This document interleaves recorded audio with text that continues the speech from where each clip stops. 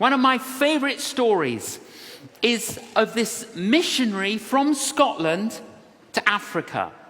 And after a long time in Africa, he returned to his sending church in Scotland to report on the work and the ministry and to call more laborers to go to Africa. He arrives at the church, it's winter, it's cold, it's raining, not many people come. And he's a little bit disappointed. And many of the people there were elderly.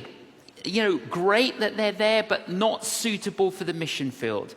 But he still felt that he should give the same message. And he gives the message, the needs in Africa, we need more laborers. He ends the talk. This is how he ends the talk. Who will go? Who will go? Who will go? He didn't know that the organist, they sang a few hymns with the organ. The organist had a little boy assistant who you have to do these they're called billows, put air in to help with the organ music. The little boy stood up and he shouted out, I will go, I will go, I will go. The name of that little boy, David Livingstone. He is then advised, David, if God has called you to Africa, what we suggest is that you become a medical doctor and you can go to Africa as a medical missionary. He grows up, he goes to medical school, he becomes a medical doctor. He then goes to Africa as a medical missionary. He labors and labors and labors. There's one particular community, tribe, that they're trying to reach, and it's really difficult. And the chief sends him a message. And the chief said to him, we are going to come tonight, and we are going to murder you and everyone in your compound. Now, the reason we know every detail of this, and I've researched this, is because David Livingstone kept diaries. And all of this is written in the diaries. So he's writing in his diary, Lord, we've labored so faithfully. Please protect us. Please help us. And there's a little bit of fear in what he wrote on that day, concerned that their ministry will be obliterated and everyone will die. But they didn't come and kill them.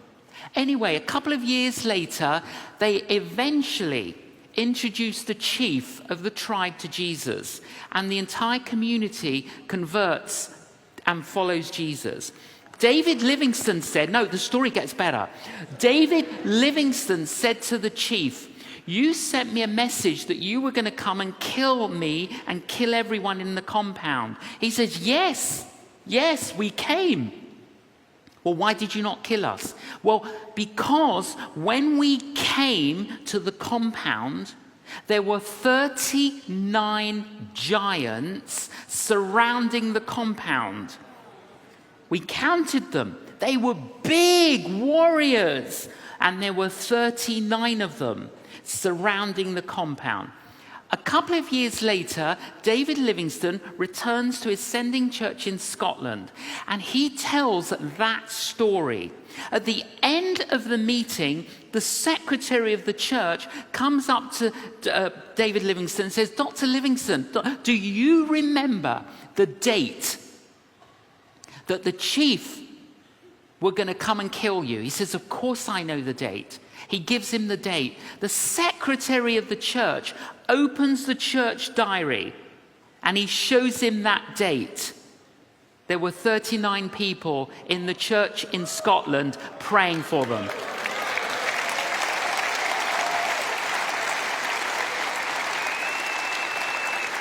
"39 people praying in a church in Scotland, and there were 39 warriors surrounding the compound. Do not say that is a coincidence.